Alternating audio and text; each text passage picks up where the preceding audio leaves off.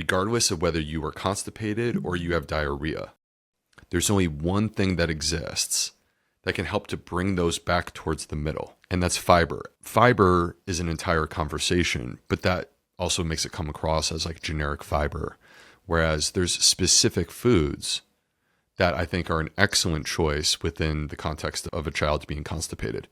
And one of the classics that we use in our home is a kiwi fruit. If you've ever wondered whether your child's gut health is something you should actually be paying attention to, this is the episode for you.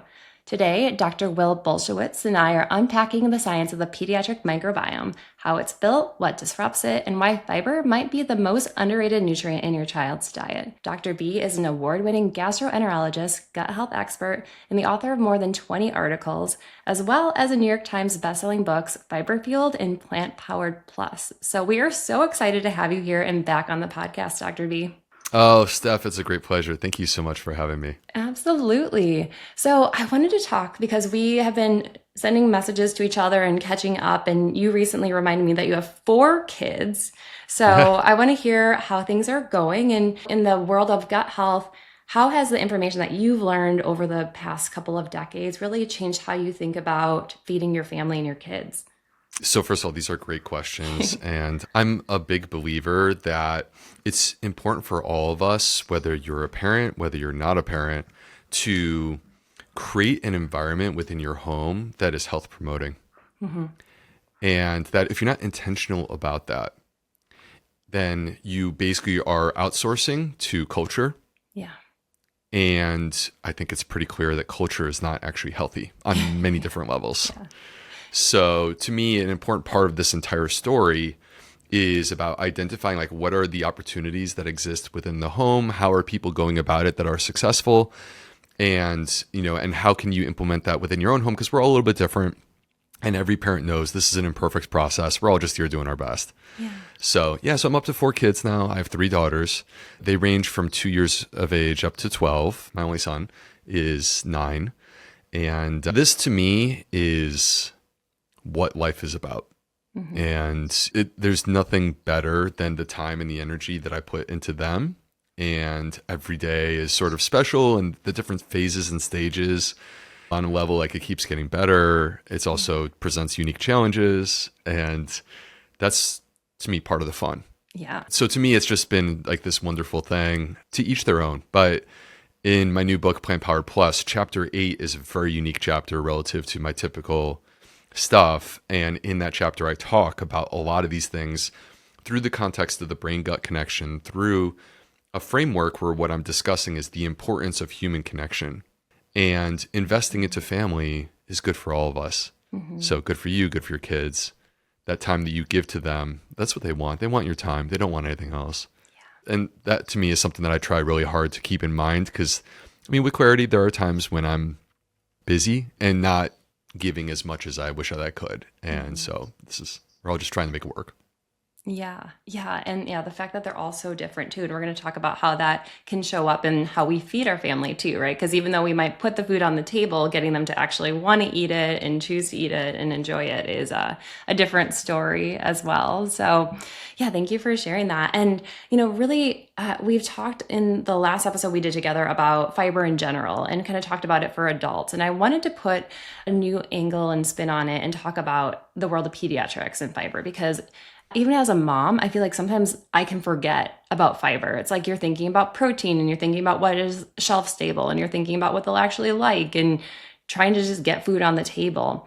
But fiber can sometimes be a tricky thing for moms and kids, because the kids don't like vegetables, or they don't like the texture of nuts and seeds, or there's rules at school in terms of what they can eat. And so I think bringing this back to the light for mom and giving them simple solutions can be incredibly helpful, because we all know how important fiber is. But one thing I want to start with is just thinking about the gut microbiome and kids specifically. And when we are looking at kids' concerns or complaints, what are some things that may show up for us in what we're hearing from our child or seeing from our child if there is something going on with their gut that needs attention? Yeah, it's a good question. It's because it is a bit different with kids. Yeah. So, an example of this is that there's a health condition called eosinophilic esophagitis. Mm-hmm. And it's an allergic reaction to something in your food. And it can actually cause changes within the esophagus that typically in adults, the way that we see it is food gets stuck. They feel like food's not going down properly. Okay. Whereas in our kids, it actually often manifests in a very different way. They may start bringing stuff back up. And that's the way in which that particular symptom will manifest. So it can be kind of tricky because your kids don't yet necessarily have the ability to connect how they feel. They know they don't feel well, but they may not be able to connect how they feel with total clarity and explaining, hey, mommy or daddy, this is the problem. Yeah. So I think it starts with first identifying when our kids feel unwell, and then us sort of on some level being intuitive about what we've noticed. Is their belly protuberant? Have they had a poopy in the last, I'm like immediately flipping into dad mode. Yeah, I know. Have they had a poopy in the last day or two? Like and the tricky thing is like you might be changing the diaper sometimes, or your spouse or your partner may be changing the diaper, or someone else may be changing the diaper. So getting up with those people, having those lines of communication open, to me, it's all sort of like detective work. Yeah. Because with adults, they can answer questions, and it's also detective work. But as a doctor, you can sort of lean into, hey, they're going to give you clearer answers to the questions, and you allow those questions to guide you to the answer. Yeah. Whereas with our kids, I think we have to be a little bit more about investigating, like, hey, what's been going on in the bathroom or in the diapers, and like, what am I noticing about their body that's a little bit different? Yeah, 100%. And I think even tools like we talk about the Bristol stool chart in our house all the time. I mean, we have since they were very young. So they know they'll like come out of the bathroom and they'll say, I had a number 3 or I had a number 4, or like it's closer to the 1 or 2. And they can have that same language as, what I can understand, and really making it like, I have 2 boys, right? So like poop and farts and all that kind of stuff is like just something we hear about all the time, but making it something where they're comfortable sharing that, because, even just something like their stool as they're older, as their infants, can tell you so much about what's going on. And even same thing like their gas, like a certain level of gas is normal, right? But if it's really smelly, or if it comes with pain in their stomach, or they're nervous, like going out or being at school because of the frequency of it, like that's where you start having a flag of, oh, this is a little bit different than what's normal, right? Yeah, those are great points. The Bristol stool scale is definitely helpful. And for the people who are listening who aren't familiar with this, it's basically 7 visual representations of what poop can look like. Yeah. And you basically say, like, which is this closest to? Yeah. And the one right in the middle, which is number 4, is sausage shaped. And that's the ideal that we're all looking for. And as you drift more towards 1, down, 3, 2, 1, 1 is like a very hard, lumpy, bumpy, almost, or it could be like a rabbit pellet, right? It's like a rock. Those are extremely uncomfortable, whether you're an adult or a child, to pass that out. And 2 is more like if you took a bunch of pebbles or rocks and sort of packed them together, that's what that looks like. So if you get a chance to see what's in the toilet bowl or in the diaper, you have on some level an indication of what's going on. I've also noticed in my kids, like they may be trying and struggling to actually get the movement to happen. And then with regard to the gas, it's a great point that you can notice, like, trust your own senses. Yeah.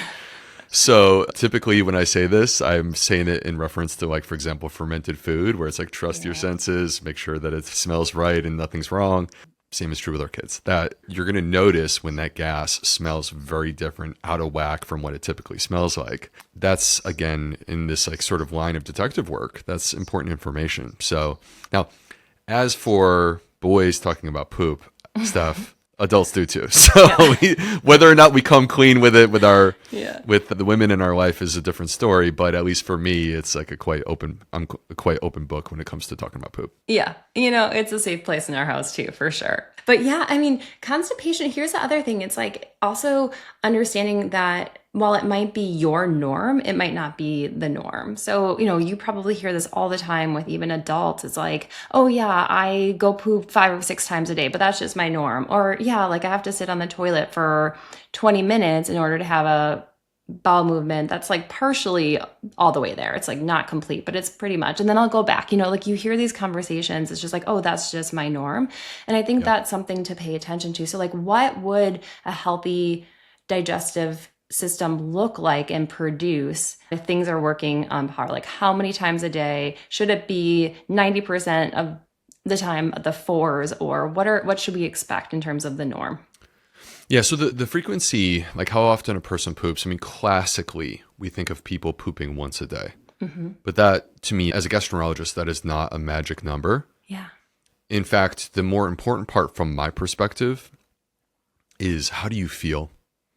Because you could be pooping once a day, every other day, 2 or 3 times a day. And within that entire sort of range, if you're having good, complete evacuations that are, I mean, I'm just going to go for it, satisfying, you feel good, and you're not suffering digestive symptoms that are the result of backing up, you're in a good spot.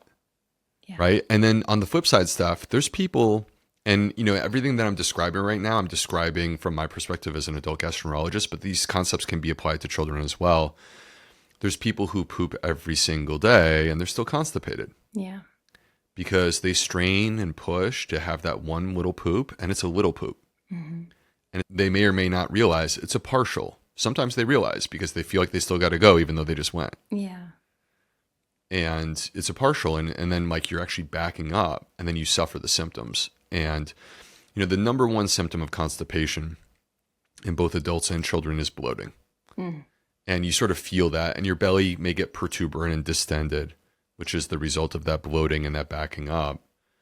We also, in many cases, may lose our appetite. Again, both adults and children. We may feel a little bit queasy, a little bit nauseated. You're not going to necessarily, in fact, very rare would a person actually throw up. Yeah. But you don't feel well. Your stomach is upset. You're not really feeling a desire to eat food. So you may notice your children withdrawing from food. And then the last thing that I'll add is that on this sort of topic of frequency being a fallacy, that there are both adults and children that can have something called overflow diarrhea, where they're actually very constipated and the stool has become hard and it's no longer moving. And then the other stuff that's liquid sneaks through and it comes out as a loose, really foul smelling bowel movement. But the actual issue is constipation. So these are classically people, again, both adults and children, these are classically people that there's been a warning because they struggle with constipation. Yeah. And in that person, all of a sudden they're sort of backing up and then they start having diarrhea.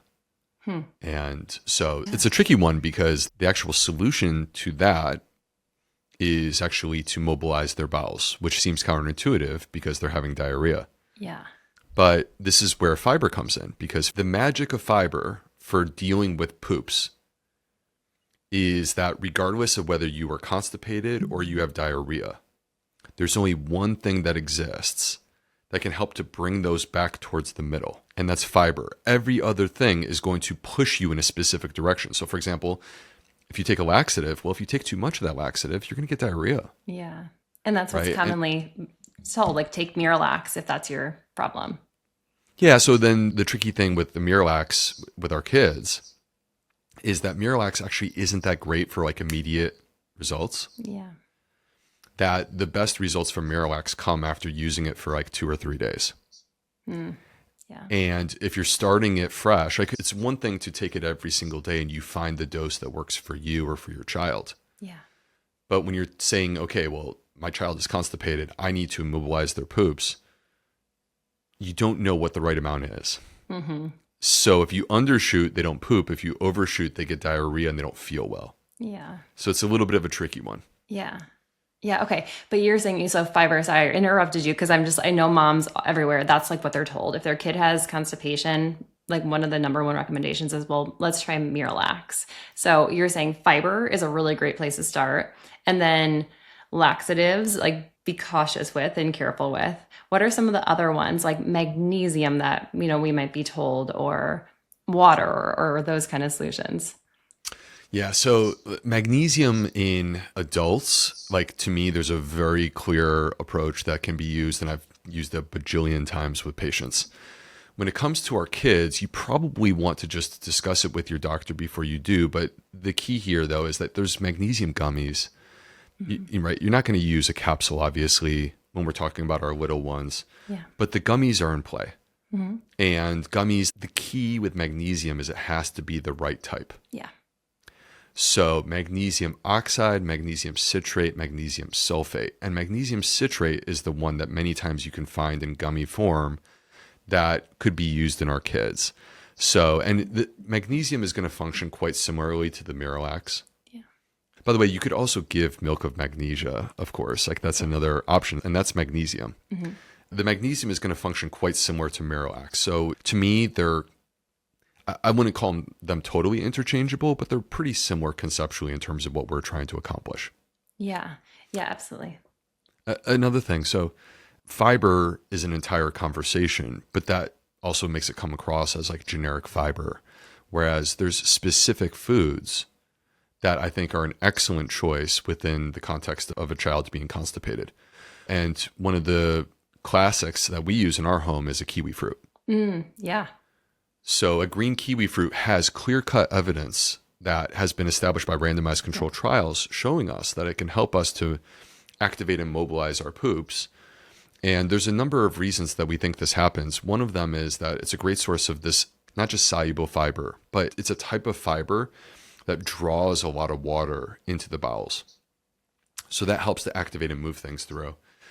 There's an impact on the microbiome, which is beneficial. That's not going to immediately relieve constipation, but in the long term, we do want that because that's how we address the root of the constipation.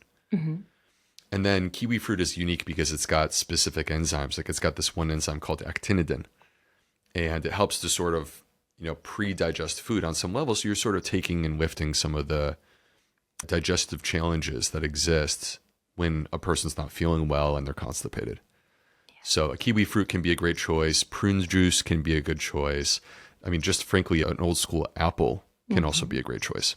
Yeah. Yeah. And with kiwi too, I know there's different types of kiwi. So there's a green kiwi that we traditionally know about, but there's also the gold. Have you played with the gold or tried that one? That one's, my kid's favorite because it's a little bit sweeter. Would you say the similar benefits too with that type of kiwi? So it's an interesting thing. And by the way, I discovered this is literally like yesterday. Oh. I was at Costco. Yes. Yeah. Which is where I shop for our family because there's 6 of us. Yeah. So, and they had a red kiwi fruit, which I had never seen before. And it was so sweet, delicious, not nearly as tart as a green. Yeah. All right. So if your child is struggling with their bowels and you want to keep them regular, and they'll eat the gold kiwi fruit or the red kiwi fruit and not the green one, go with the one that they'll eat. Yeah. All right. Absolutely. That being said, the green kiwi fruit is the one from these clinical trials that shows that it works for constipation. I would assume that if the gold is anything less, it's not far less. It would be pretty close. I don't think the green is like somehow totally magical and the others are meaningless. But that being said, if we're following what is the study that I'm referencing, then it's a green kiwi fruit is the preferred one. Yeah, for sure. And I'm also thinking they're rich in vitamin C too, and that can be helpful when it comes to digestion and regularity. So I think there's a lot of things working in kiwi's favor. So definitely worth trying. I think my kids probably have one at least a few times a week, if not every day. They absolutely love them. That's so good. Yeah. And then let's talk about farts too, because that's something that like the smell, like where could that come from? So for example, even as a dietitian, kind of noticing that, also noticing like the increase in diet, right? Like actively growing kids, eating more protein than they're probably used to. Like what are some of the reasons why a child or an adult even might have like a smellier fart than others? And what should you look into first? It's an interesting topic. Yeah. I actually did a podcast on this. So I have a new podcast called The Gut Insiders. And so if you want to, and it's actually a quite hilarious episode as well, very entertaining, talking about this topic for an hour. Okay. There is information that exists in farts, just like there's information in our poop. Yeah. So first of all, like the gas and the voluminous gas that we get from beans, right? Beans, good for the heart the more you eat, right? That voluminous gas is the product of fermentation that's occurring within our gut. And that's actually, we have to see and understand, that's actually a good thing. Mm-hmm. And the gas that's being produced when the fiber resistant starches are getting fermented within our gut is actually odorless. Okay. But volume produces sounds. Yeah. Right. So when you have a high volume of gas production, because it's just like blowing through a trumpet, Yeah. right? The more air that you're pushing through, the louder it's going to be. So be aware that like when we eat high fiber foods, you are going to fart more. And there is the reality that you may hear your kids farting more because they're pushing through this increased volume. All right. Then alternatively, there are these sulfur-based smells. So I remember in high school, it didn't happen that much, but like a couple of times, someone brought a stink bomb into school. And it's got a distinct rotten egg smell, right, that we remember. That's sulfur-based. That's hydrogen sulfide. And there's a family of different sulfur-based compounds. And you can get them from a gut that is struggling with and is dysbiotic. Dysbiosis is the word for a damaged, beat up gut. Could be within the context of an infection.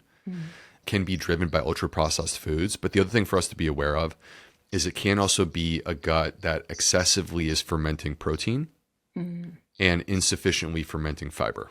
Oh, okay. So now that is not an argument to reduce protein down to zero. And like with clarity, protein is important for the development of our children. But it is acknowledging the reality that 95% of adults are deficient in fiber, and in our kids, it's actually 97%. Oh, boy. Okay. So we're not sufficiently maintaining balance in our diet. So my argument is like we need to have an approach that allows us to establish a better balance where, yes, there's protein. We are achieving protein sufficiency for our children. They are growing well. But simultaneously, there is fiber. That fiber is feeding and fueling the development of their gut microbiome, developing their immune system, and allowing their gut microbiome to actually stay more in fermentation of fiber mode, which is where it wants to be, as opposed to fermenting protein and then producing stinky ones. Yeah. So, and the silent but deadly is a low volume, but very, very rancid in smell. And so that would be within this context of if the microbiome is fermenting protein but not getting access to fiber, it's going to produce really stinky but small volumes farts. So like you don't hear it because it doesn't have the volume, but oh man, does it smell. That's the roll down the windows in the car one. Yeah. Oh my gosh, this is so fascinating. This is so interesting. Okay. This is helpful because I think sometimes what I'll hear from parents is, well, maybe they're on a growth spurt, so they're eating a lot more, and maybe I just need to give them enzymes so that they can break down the increased volume that they're eating.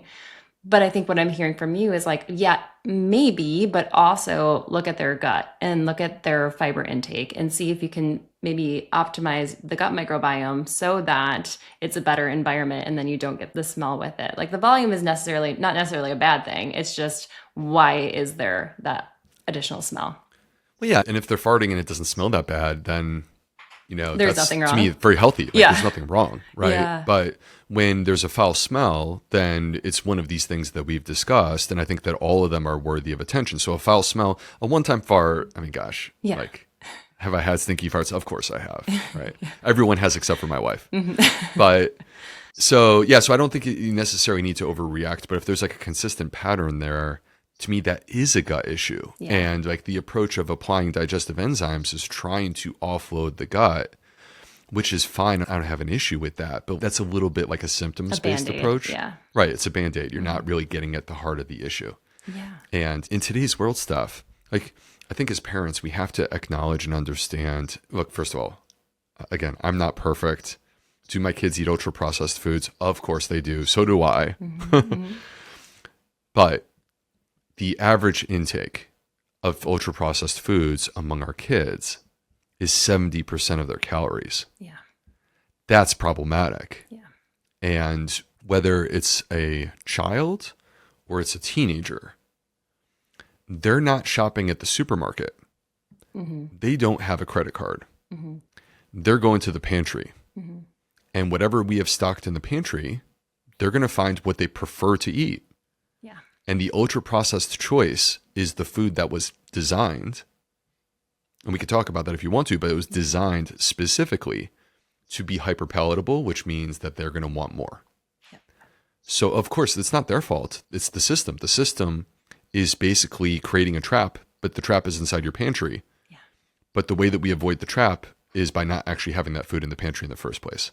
Yeah. Oh, 100%. And I think that gets even more important as your kids get older and have more exposures that are maybe not something you ideally want them to have, right? The number of birthday parties increases, the number of snacks that they're offered at their baseball and basketball games increases. And, trying to control all the variables outside of your house is impossible, and you don't want to live in that world. But what you can do, like you're saying, is like when they open up the pantry, having lots of really great options for them to nourish the gut and nourish their body in the way that it's meant to. Thinking about with these changes, this isn't something that you want to all of a sudden slam down a ton of fiber, right? Like there is a rhythm and a method where it's like, okay, I hear that I need to increase fiber. This will really help my kids. I'm going to add a bunch of fiber to their diet, or add a fiber supplement to their diet to get them up to 20 grams. How should we be approaching it if we're kind of starting at a place where we're probably part of that 97% that kids aren't getting enough? Yeah. Well, there's a very, very strong probability that if your kids are low in their fiber intake, most likely the parents are as well. And that's okay, because that's the way that most people in America are. And that's also the way that I was for most of my adult life. Yeah. So what we need to do, though, is to acknowledge that and then start to implement a strategy that will allow us to change. And what I would argue is, because look, kids, I think that every parent knows this. They don't want to be told what to do. They sure don't. They want to see their parents do it. Right? And when their parents set an example, they often will follow that example. Yeah. Right. So it's important for us to try not to ask our kids to do something that we're not doing ourselves. So if we're eating one way and you're asking them to eat a different way, that's not going to work. Yeah. So to me, this process is really about the family, the whole unit, and about how do we start to progress in our fiber intake. So fiber comes from fruits, vegetables, whole grains, seeds, nuts, and legumes, herbs and spices. But I'm not saying that you need to eat salads. I'm not saying that you need to eat raw. There's so many options that are in play, and we can run through some of these, I think, because I can tell you the way that we eat in our house. It's not salads for my kids mostly. But I think creating those opportunities where you're going to work this in, and it's like exercise stuff. You got to start with what you're actually capable of, and don't try to go too hard too fast, because that's going to fail. And instead have a strategy to slowly progress. And if the food that's being served is slowly progressing in sort of the fiber content, the plant-based content, then naturally your kids are going to eat the food. They're hungry. Yeah. Right. And they will start to progress as well. So I think that to me is the general approach. And I wouldn't want the shock and awe of an overhaul at once. That's not good for parents. That's not good for kids. If you do too much fiber all at once, it definitely hurts. Yeah. And then you basically feel like it's not something you're capable of. Yeah. Yeah. So I'm curious how you approach it. How I've approached it in our family and with the clients that I work with is honestly, we think about one meal. What's one meal that you could do? Is it breakfast that you are starting to add a couple of different pieces of fruit into your yogurt or smoothie, or oatmeal, overnight oats, or your chia seed pudding, those kind of things? Could we just think about it meal by meal? And that can be a really systematic way to think about it. It could also be looking at what snacks are you serving. So instead of having pretzels, could you think about having carrots in a hummus? Or maybe it is a fruit and a nut butter or nuts along with it. And so kind of thinking, what are you currently doing? What do your kids like? And what options of those include fiber? There's also ways that you can sneak it in if you feel like your kids are a little bit pickier. So some things that we'll do, my kids don't even know, is if we cook ground beef, we'll put in some cauliflower rice or some black beans into that mix, and they don't really know it's there. You put really good seasoning on it and you make it into a taco salad, and there's so much going on that they don't even realize they're getting that extra fiber in it. So how do you typically approach it with families that are working as a team to start increasing it together? So first of all, I love hearing this, because we live in different parts of the country. We don't eat the exact same diet. Yeah. Our families are distinct in our own. And yet I think we're thinking about this very similarly. So let me start by saying this, that the earlier you start, the better from my perspective. Yeah. But if you didn't start your kids early, then today's a great day to begin. Yes. So like, don't be discouraged if that's the case. And the other thing I'll say real quick is that kids, what I found is like through their maturation, again, like my oldest is 12. So like I've seen kids at all these different stages. There's sort of a ebb and flow, right? Sometimes they're great eaters and sometimes they're not. 100%.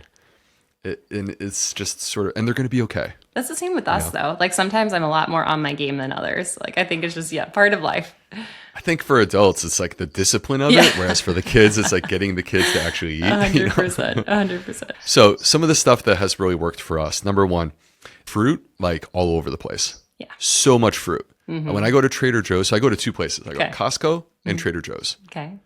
And when I go to check out at Trader Joe's, because that's where I get most of my fruit, they laugh at me. They're like, "What are you guys doing?" I'm like, "There's 6 of us and we love fruit." Yeah. So bags and bags of apples, pears, sumo oranges, tons of berries.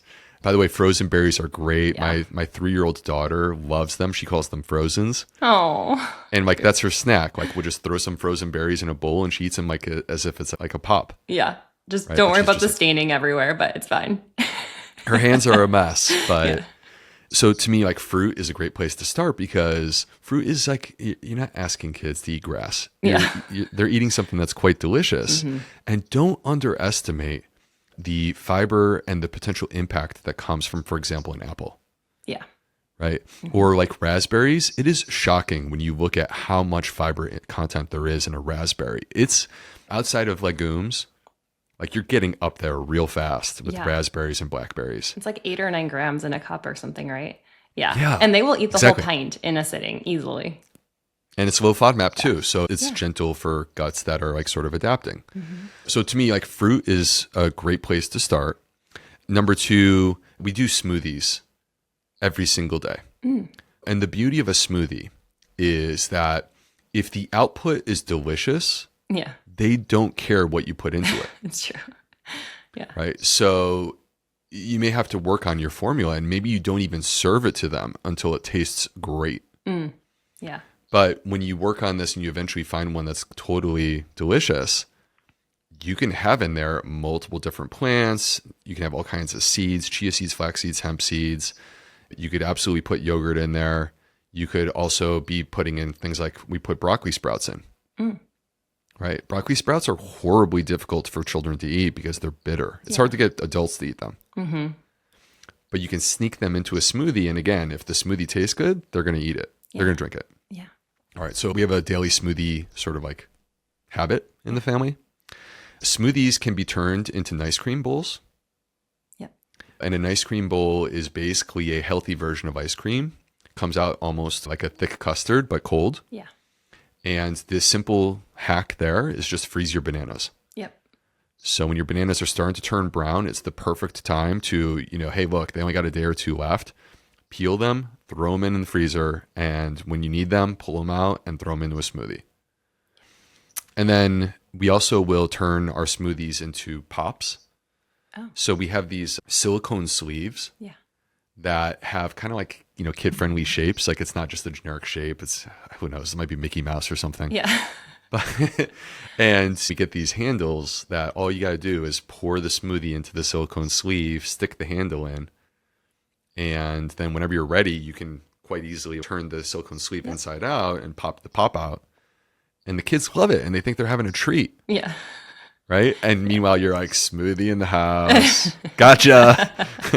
Yeah. And they So- offer it to their friends and their friends think it's cool. And you're like, ha, double. Oh, 100%. And then I love the hummus suggestion. Yeah. Like to me, there are these healthy dips, right? Yeah, you could you could feed your kids, I don't know, ranch dip or something like this, which by the way, could absolutely be done with like a Greek yogurt. So I'm not trying to besmirch ranch dip. Like it can be done a healthy way. Like carrot sticks with a Greek yogurt based ranch dip is actually phenomenal. Yeah. But to me, like hummus and guac, Yep. when you normalize those things in your home, hummus to me is no different than eating beans. Yeah. Yep. So like if it's hard for you to get your kids to eat beans, but they'll eat hummus, you just won. It's okay. They just don't know it. And then I guess the last thing is like sauces can become vehicles to serve up whatever the heck you want. We talked a little before we came on the air, but like Rayo's tomato sauce, right? I'll grab that at Costco. It's so delicious. Yeah, it's really good. And then you just drop lentils Yeah. or other veggies in there. And if you simmer them, they get soft and they taste great. Yeah. And they're just a part of the sauce. If you really needed to, if it was a texture thing, you could blend the sauce. Yeah. Soften up or get frozen veggies and just warm up the frozen veggies, drop them in the sauce, blend it up, and they won't even know, right? Yeah. Broccoli and cauliflower could absolutely be in there. Yeah. What I'm hearing a lot of what you're talking, and I think I want to make sure parents are hearing this, is like, it doesn't have to be this dramatic change. You don't have to say, okay, family, we're going to completely overhaul our diet and we're going to do things differently, because that can get backlash, right? But if you start just making these changes of like sneaking a couple different things in their smoothie, or maybe having them make the smoothie with you. I have a hunch you probably have your kids in the kitchen with you making things too and kind of experimenting, but they just love that. And hey, we are going to swap this ranch dip for hummus. Like, what do you guys think? Do you like it? And having them pick out maybe the different flavor of hummus at the store and making it fun and just kind of like you're slightly changing what the plan is. I feel like that is a lot more well received. So people know my background. I worked with Whole30, and kind of like that, like dramatic change can be really confrontational, kind of lead to some defensiveness if done in like, this is it, we're going to throw everything out and start fresh. But it doesn't have to be that way, is what you're saying. And I'm also hearing you say that the goal is to have the clerk at the grocery store be very impressed or confused at your cart that's full of vegetables and fruit. Yeah. Well, fruit and vegetables and all these different things. Yeah, I agree. I think, Steph, enough about me that my platform has always been about meeting people where they are and creating a path towards better health. Yeah. Because I actually disagree with, for example, within the plant-based world, I disagree with the people who present the idea that you have to be this particular version of a plant-based diet, and that's the only way to be. And if you're not doing that, then you're not doing it well enough. Yeah. I don't agree with that. There's no prize. No, I think like I celebrate anyone, literally anyone. You could totally disagree with me and go in a different direction. And as a medical doctor, I celebrate if you discover something that transforms your health for the benefit. Yeah. That's what I ultimately want. But at the same time, I also know that there is a way that your body works. Yeah. There are rules about this. We're all unique, we're individual, but we're also human. And that humanity ties us together in a way where if you properly apply this general set of rules and you still sort of leave some wiggle room to find what works for you, that's what allows you to like ultimately level up your health, level up your nutrition.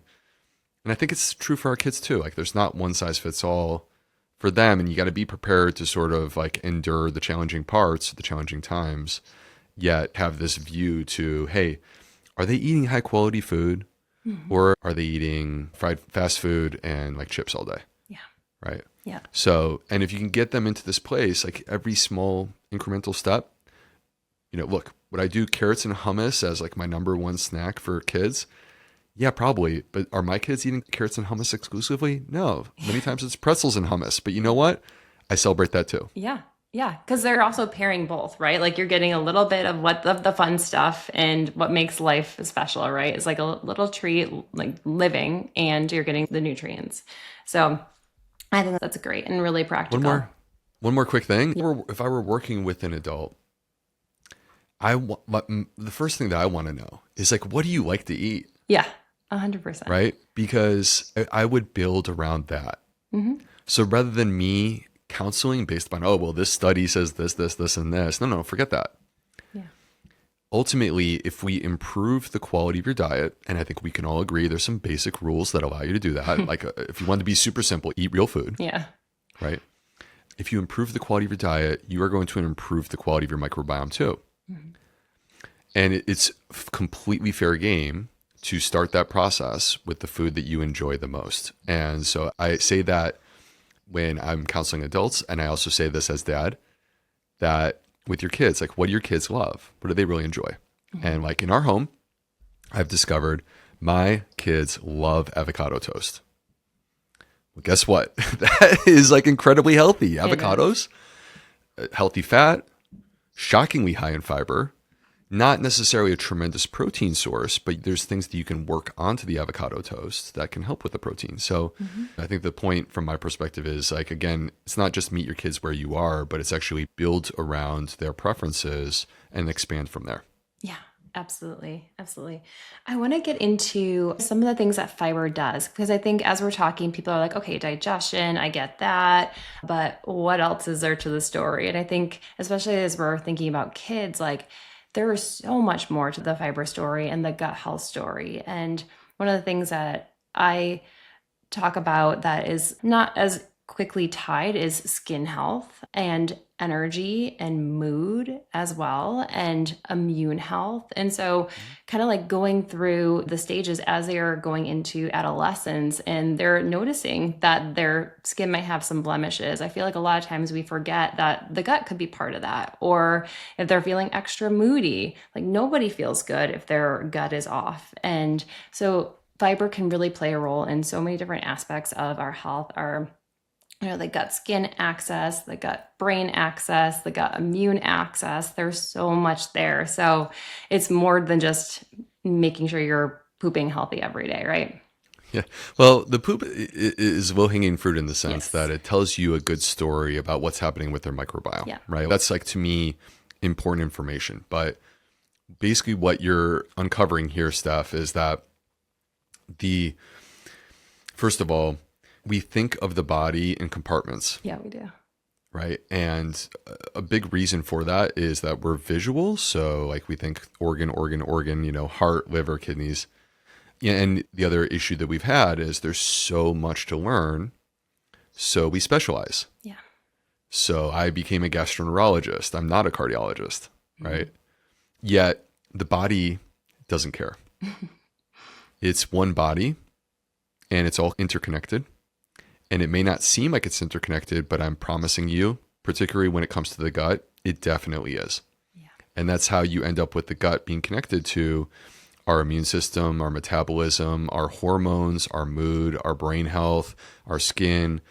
There's these firmly established examples like the gut-brain axis, where we have 15 years of research studies. There's less firmly established examples that we're learning more and more about, like the gut-kidney axis or the gut-liver axis. But the evidence is overwhelmingly clear that the food that you put into your body, your gut microbiome, is connected through to all of these different things. And the reason why is because it's like a chemical factory.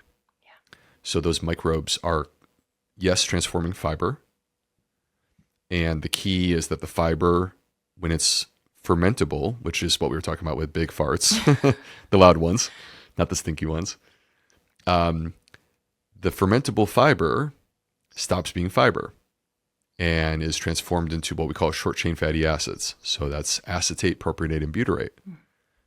And those things are bioactive and they impact locally right there within your gut. They impact the microbiome. They impact your gut barrier. They impact your immune system, which 70% of it is right there. They impact the nervous system, the enteric nervous system, which is the 500 million nerves that you have carpeting your gut that connect through the vagus nerve directly to your brain. But those are the local effects. We also have evidence that they travel through the bloodstream to the skin, impacting skin-based health conditions like acne or psoriasis, rosacea, eczema. But they also travel to the brain and impact our blood-brain barrier and also access into the brain and affect inflammation in the brain. And what's interesting is that it's now become totally clear that many mood disorders are actually neuroinflammation. Yeah. So again, I think the key here, we could go endlessly discussing this stuff. It's fascinating. But the key is just to understand that what's happening within your gut is having a downstream impact on everything else in your body. Yes, thank you. And so well said. And I'm so glad we're talking about this because I feel like these days moms are really paying attention to sugar and they're thinking about processed foods and trying to choose better options. And they are being mindful about screen exposure and those kind of things. But I feel like I'm not hearing a whole lot of conversations about fiber in the gut. And I know I'm not quite as nerdy and passionate about fiber as you are, but I do know that it's so important and often overlooked and makes a huge difference in our lives as adults and for kids. And I think what you shared today is so many practical tips about how we can start to boost or even pay attention to our intake and meet our kids where they're at so that they can start exploring what they can feel like when their gut is working optimally and when they're feeling more comfortable and when all of the systems in their body are working in harmony together because of this. So I'm really grateful for your work and know you also have lots of resources that you talked about, your podcast, your books. You have a cookbook as well that we didn't talk about that kind of shares some of these recipes that you talked about today. So as we wrap up, again, thank you so much for your time. If there's one thing that you maybe want to leave the listeners with of if you're thinking, okay, this is the one message that I think would make a huge difference in your kids and your family's life when it comes to gut health and fiber, what would you want them to do today? What's something that they can take action on? I think that we all would agree that health is wealth. Yeah. Right? For the people who don't have it, they would give anything to have it. Yes. Yeah. And there's many beautiful opportunities that we have as parents to pass on things to our children. And one of the things that's often overlooked is the opportunity to pass on healthy habits and a healthy lifestyle. Yeah. And so I think that part of this is like how we form the home. But again, don't ask your kids to do something that you're not willing to do first. So to me, like it starts with me. And trying to set an example for my kids with the way that I eat, with the way that I take care of my body and exercise and things like this. And then with the hope that they see that and like they're not perfect. Yeah. But we're going to continue to work on this all together as a family. And that's because I think that's one of the most beautiful, special things I could pass on to them. Yeah, that's so beautiful. And really, yeah, leading by example as well. I think that will also open the door for you feeling better and having energy to spend more time in the kitchen and to spend more time outside playing with them and opens up a whole new world for you. So, I know we're low on time, but there have been some things that I've discovered, Steph, and some of them in recent years that have transformed me and my ability to, and this is like, post fiber fueled. I've already been doing this for many years. I feel like I've learned a lot. I wrote a New York Times bestseller, and then I discovered new stuff. I keep learning. Yeah. And an example is like getting outside in the morning, and I take a walk every morning. Yeah. And that sunlight exposure, by the way, with my glasses off, it actually powers my days. Yeah. I am able to get a lot more done. I have better focus. I have more cognitive endurance. I sleep better at night. So that's one non-negotiable. And the other non-negotiable for me is exercise. Yeah. That if I don't do it, I don't perform well. So I think those things are things that I'm kind of selfishly doing them for myself, but I'm also doing them so that I can be a better dad and be present. Yeah. I'm proud of you for learning and continuing to grow and do those things. Cause I feel like we are like plants in a lot of ways, right? Like we need that sunshine, we need that water, we need that nourishment to really thrive. And our kids need the same thing, right? They need to spend a lot more time outside than maybe we think that they do or school lets them do. And they need to be active. So thank you so much for modeling that for your family and for sharing your wisdom with us today. And where can people continue to connect with you? The easiest thing is to come to my website, theguthealthmd.com, and you'll find all kinds of different resources, things that I have available. If I were to say there's one thing that I would encourage, come join my email list. It's totally free. It's like getting a Substack to your inbox. And also it's a place where I can share with you some of the other things that I do, and you'll learn about that. And then you can pick and choose what you enjoy and want to be a part of. Perfect. Well, thank you so much for your time today. Always a pleasure connecting with you. Thank you, Steph.